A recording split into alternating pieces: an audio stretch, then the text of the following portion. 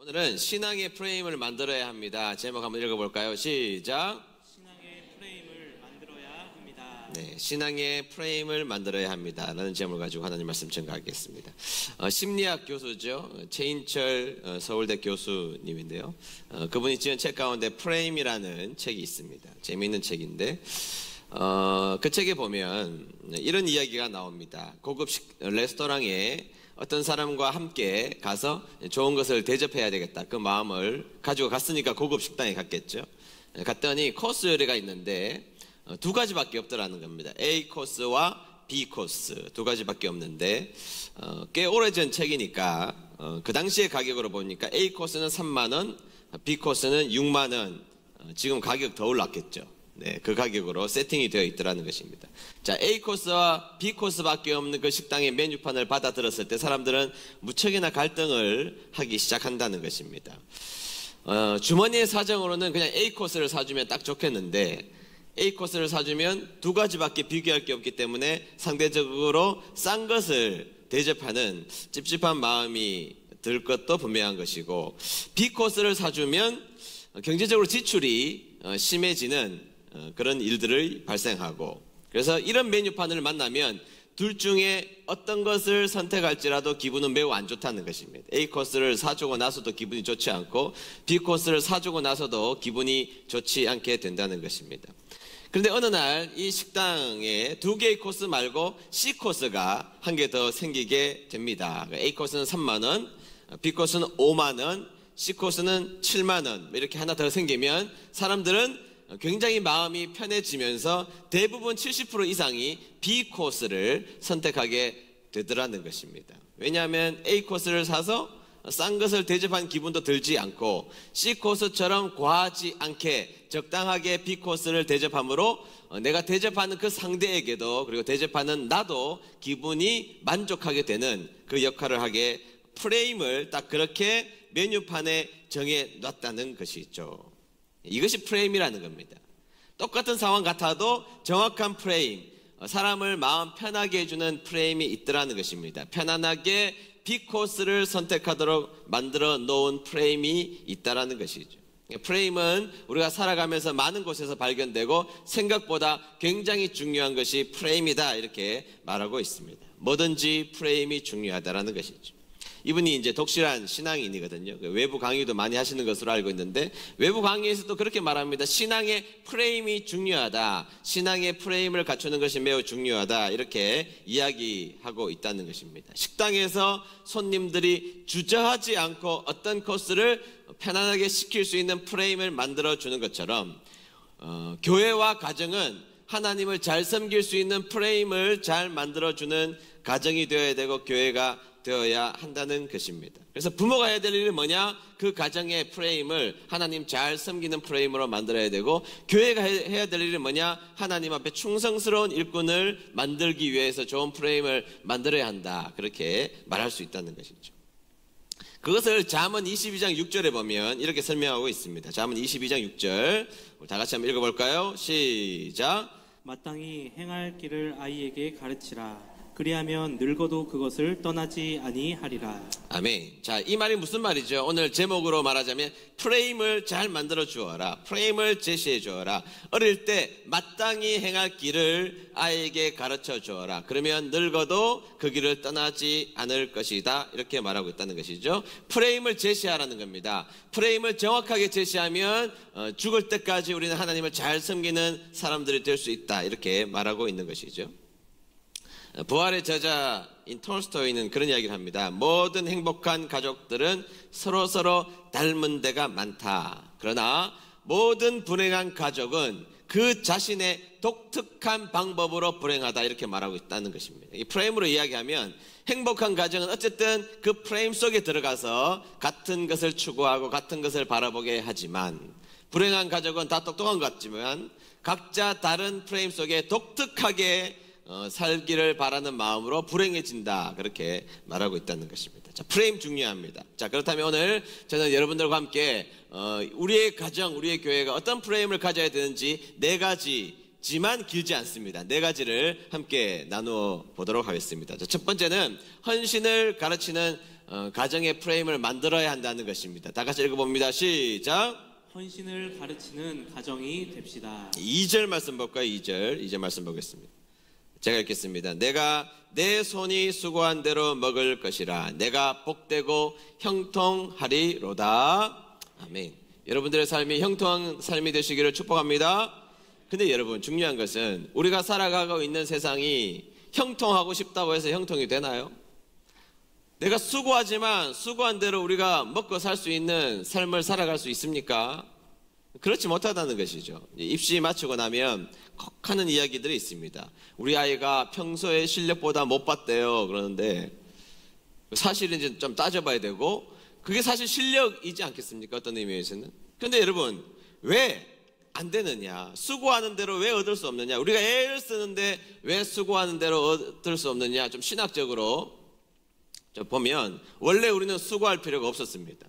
하나님께서 우리를 창조하시고 파라다이스에 우리를 보내주셔서 그곳에서 내가 원하는 거 먹고 살면 되도록 만들어 주셨습니다. 그런데 인간이 죄를 짓고 타락하면서 그 파라다이스로부터 쫓겨나게 되죠. 파라다이스 밖으로 쫓겨나가는 인생이 됩니다. 그 이후로부터 우리의 삶이 달라진 거예요. 인간은 땀을 흘려야만 먹고 살 수가 있고, 아무리 땅을 흘려도 이 세상은 엉겅퀴를 우리에게 내고 있는 세상이 되어버리고 만 것입니다. 그래서 어떤 작가는, 제가 책을 읽어보니까 어떤 작가는 이 세상은 잡초들의 세상이다, 이 세상의 주인은 잡초들이다, 이렇게 설명하는 책을 본 적이 있습니다. 그렇지 않습니까? 여러분, 열매는요, 좋은 나무는요, 꽃은요, 우리가 애를 써서 갖고 와야만 그것이 그렇게 성장합니다. 잡초는 가만히 두면 그냥 잡초가 된다는 것이죠. 그래서 이 땅은 엉겅퀴를 내는 세상이기 때문에 우리가 애를 쓰고 수고를 해도 그 수고한 대로 먹을 수 없는 세상이 우리가 살아가고 있는 세상이라는 것입니다. 이거를 과학적으로 설명한 것이 엔트로피 법칙 아닙니까? 엔트로피 법칙. 연력학 제2법칙인 엔트로피 법칙이라는 것은 뭐죠? 세상은 점점 질서에서 무질서로 나아간다는 겁니다. 우리가 살아가고 있는 전 우주는 질서로부터 점점 무질서의 자리로 나아간다는 게 엔트로피 법칙입니다. 어려울 거 없습니다. 여러분, 제가 목회하고 있는 목양실을 문을 잠가 놓고 1년 동안 가만히 둔다고 한번 생각해 보세요. 자, 1년 동안 아무도 들어가지 않았습니다. 가만히 뒀습니다. 자, 1년 후에 문을 열면 1년 전과 1년 후가 어떤 게 더 깨끗할까요? 1년 전이 훨씬 더 깨끗할 겁니다. 1년 후에 문 열고 들어가면 아무도 들어가지 않았지만 먼지는 쌓여있고 거미줄은 쳐져있고 바퀴벌레는 기어다니고 무엇인가 부패한 냄새는 나고, 엔트로피 법칙이 지배하는 세상이기 때문이라는 것이죠. 점점 나빠지게 되어 있습니다. 그래서 우리는 땀을 흘리고 수고하지만 수고한 대로 우리가 먹지 못하는 것이 허다하다는 것입니다. 그러니까 여러분, 하나님이 복을 주셔야 됩니다. 믿습니까? 그러니까요, 우리가 살아가는 이 땅 가운데 하나님이 우리에게 복을 주시는 삶이 되어야 수고한 것 하나님이 그대로 먹게 하는 은혜가 우리에게 있게 될 줄로 믿습니다. 여러분, 부흥사 목사님이 옛날에 제가 기억을 가만히 생각해 보면 참 기억나도록 많이 말씀해 주셨어요. 좀 거칠긴 하셨지만 그분들이 하신 말씀 가운데 뭐라고 이야기했습니까? 원색적인 말씀을 많이 하셨어요. 복 받고 싶으면 복 받을 짓을 해라, 뭐 그렇게 말씀하셨어요. 말은 좀 거친 것 같아도 틀린 이야기 아니죠. 우리가 복 받고 싶으면 복 받을 일을 해야 한다는 것입니다. 수고한 대로 먹는 가정은 엔트로피 법칙이 지배하는 세상에 살고 있지만 하나님이 복을 주시면 된다, 이 말이에요. 그러면 어떻게 하면 복 받을 수 있느냐? 복 받을 일을 해야 복을 받을 수 있죠. 그러니까 수고한 대로 먹는 가정이 되라, 이렇게 선언하고 있는 이 장면은 하나님 앞에 복의 근원 되시고 우리에게 복을 주시는 그 하나님이 복을 주실 수 있는 프레임 속으로 들어가야 한다는 것, 믿는 여러분 되시기를 축복합니다. 여러분, 열심히 세상 살아야죠. 열심히 애를 쓰며 살아야죠. 그러면서 우리는 하나님 앞에 반드시 기도해야 됩니다. 하나님, 저 열심히 살겠습니다. 하나님이 그러나 은혜의 비를 저에게 내려 주시옵소서. 하나님, 제가 열심히 살겠습니다. 그러나 우리의 삶에 하나님 빛을 비추어 주시옵소서. 그렇게 기도하는 여러분 되시기를 축복합니다. 복의 근원 강림하사, 복의 근원 되시는 하나님 앞에 기도할 때 하나님이 우리의 삶을 복 가운데 이끌어 가실 줄로 믿습니다.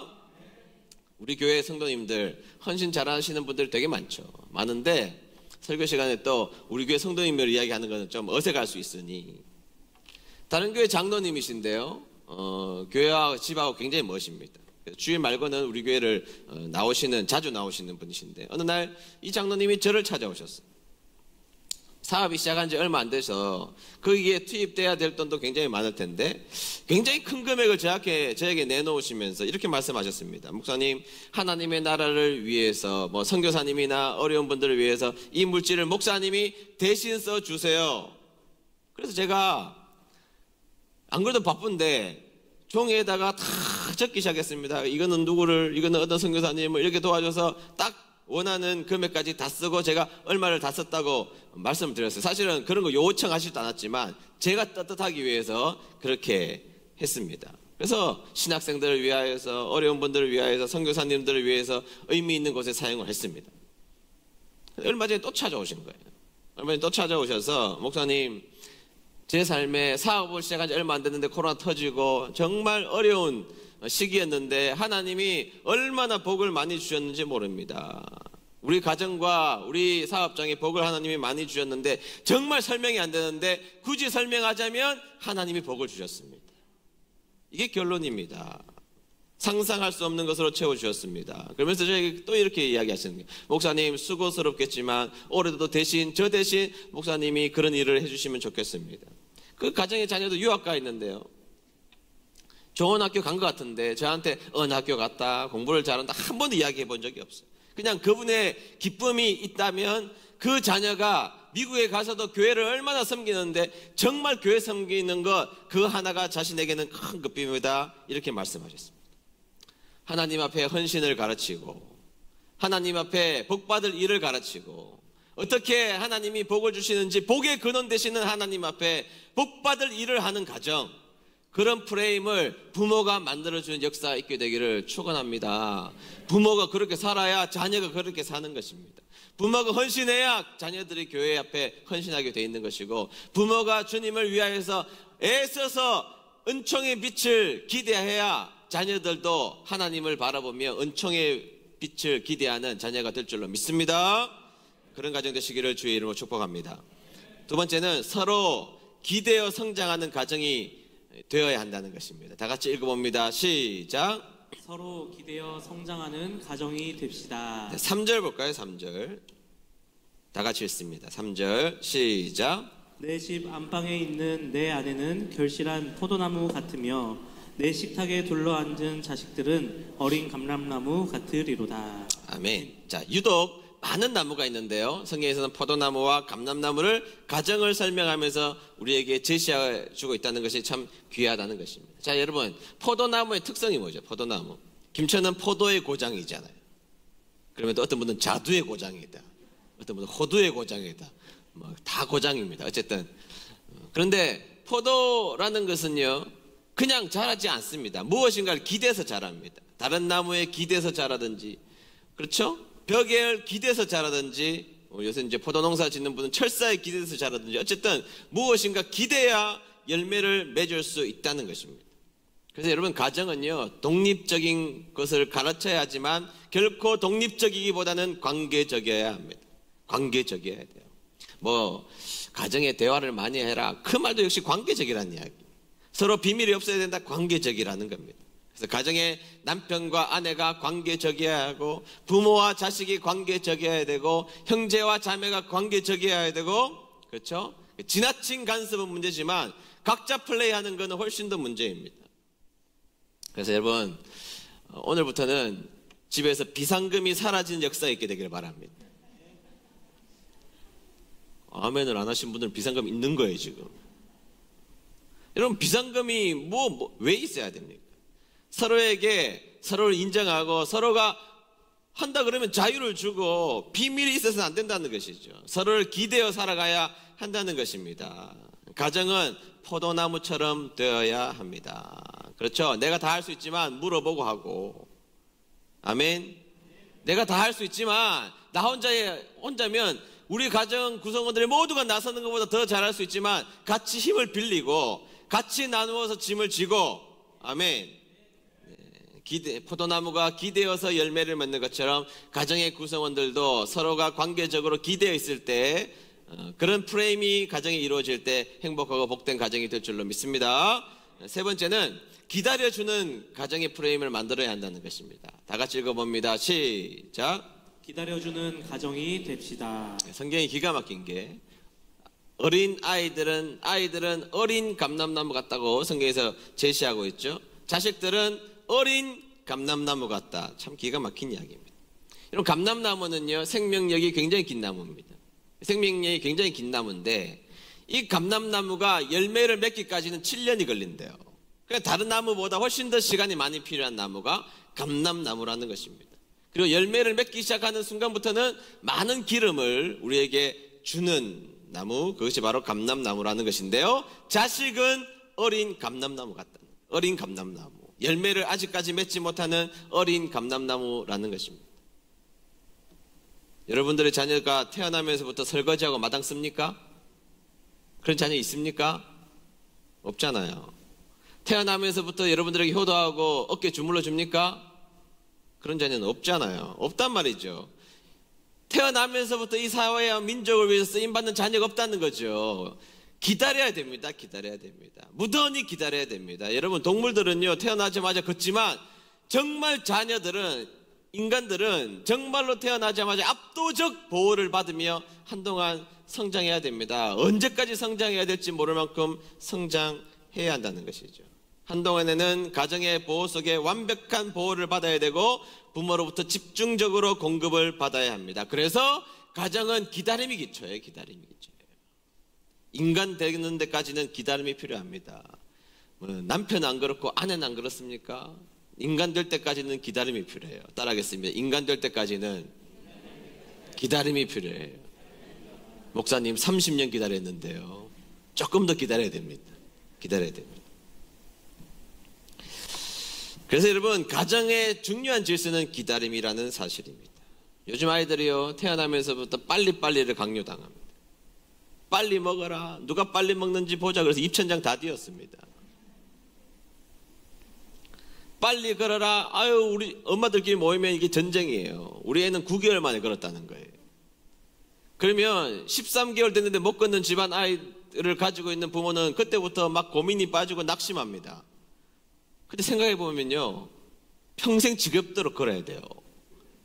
2, 3개월 빨리 걸어서 뭐합니까 그게? 맞아요 틀려요?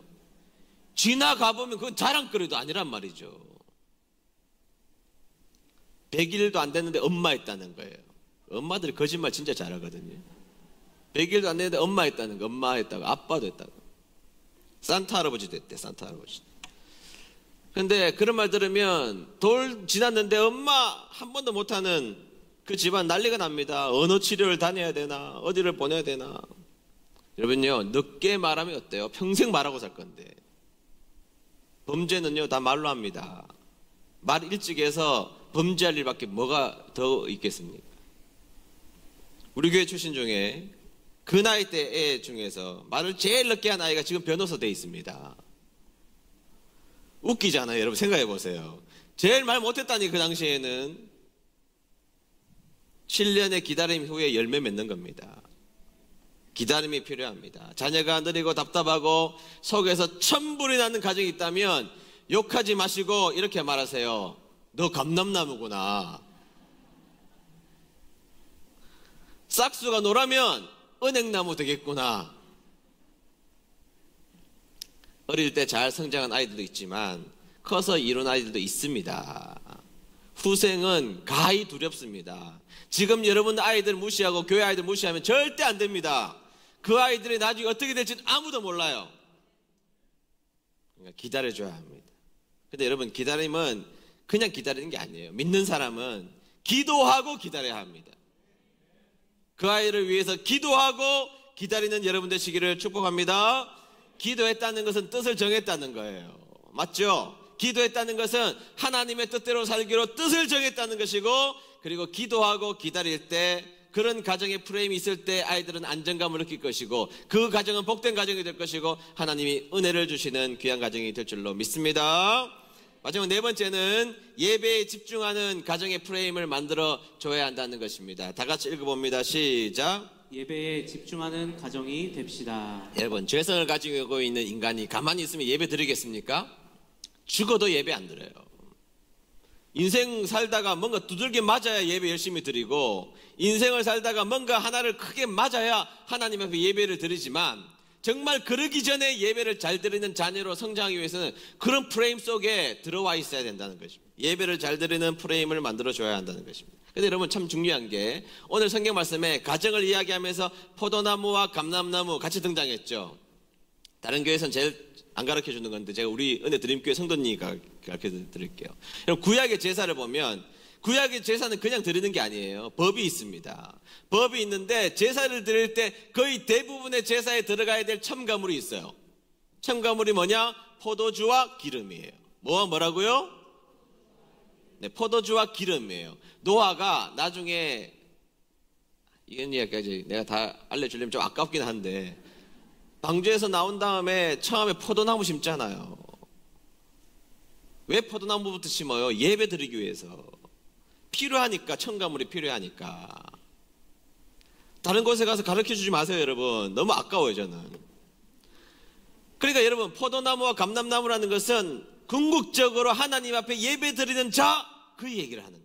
가정은 하나님 앞에 예배 드리는 곳이다. 가정은 하나님 앞에 예배 드리는 장소로 하나님 앞에 그 프레임을 만들어줘야 한다는 것을 이야기해 주고 있다는 것입니다. 좋은 가정은 포도나무와 감람나무, 즉 하나님 앞에 예배 드리는 그 가정으로 키움을 받는 것이 아름다운 가정이라고 설명하고 있다는 것입니다. 즉 하나님 앞에 예배 드리는 프레임을 만들어주는 가정이 될 때 하나님이 귀하게 여기신다는 겁니다. 본문에서 더 명확하게는 여호와를 경외하는 가정이 되어야 한다는 것입니다. 하나님 두려워할 줄 알아야죠. 하나님 두려워할 줄 알아야죠. 하나님 잘 섬길 줄 알아야죠. 그런데 그냥 되는 게 아니라 부모가 하나님 잘 섬겨야 되고, 부모가 헌금도 잘해야 되고, 부모가 애를 써서 충성해야 되고, 부모가 하나님 앞에 좋은 말 해야 되고, 부모가 신앙적인 그 기준을 가지고 살 때 그런 프레임이 가정 속에 이루어지는 역사가 있게 될 줄로 믿습니다. 가정은요, 하나님 중심으로 뭉쳐 있어야 행복하게 됩니다. 볼 것 없습니다. 생택주베리가 결혼은 서로를 쳐다보는 것이 아니라 같은 방향을 쳐다보는 것이다. 서로를 쳐다보는 것이 아니라 같은 방향을 쳐다보는 거래요.